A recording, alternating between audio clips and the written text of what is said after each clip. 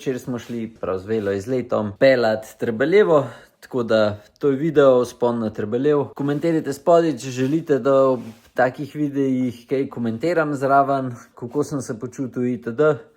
Sicer bo večina vas bo rekla, da pol sam jamram, tako da ja, to lahko. Se pravi, ne vem, odločili smo se, ker vidim, da folk zanima. Tako da, če želite, da se odpelje še kakšen drug vzpon, lahko komentirate spodaj, kakšen spust, tudi to lahko komentirate, ali pa kakšen odsek. Sploh tega se mi pač dosti vozimo. Komod komentirate, gremo posnet, pa da vidimo, kakšne vate obračam. In ja, to je to. Uživite v videu. Zdaj za disclaimer. Kar se tiče počutja, sem mislil, da sem se ful dobro pripravil, da bom imel sveže noge itd.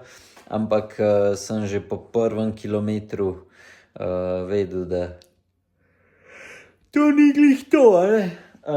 Na koncu cajt, tisti, ki ste gledali vlog, sem rekel, da če bo tam po 13 minut, da bo že zelo v redu, tako da je bil 13 pa 10 sekund, mislim, da je bil odsek, kar je meni kar všeč.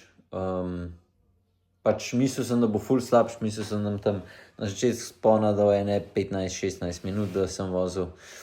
In pol na koncu, evo, še malo za vzpodbudo vsem, ki začnete kolesariti, se pravi, prvi spon sem ga, se pravi prvič, ko sem šel na Trebeljev letos, ko sem se štopil, rečemo, sem odpeljal okrog 20 minut, drugič je bilo, mislim, da slabih 17 minut, no zdaj po koliko mesecih treninga, kva, zdaj smo junija, se pravi maj, april, marc, po 3 mesecih sem odpeljal 13 minut pa 10 sekund, kil sem šel približno 7 kil dol, tako da, nič, to je to, v nedeljo Franja, pa da vidimo, kje smo. Čau!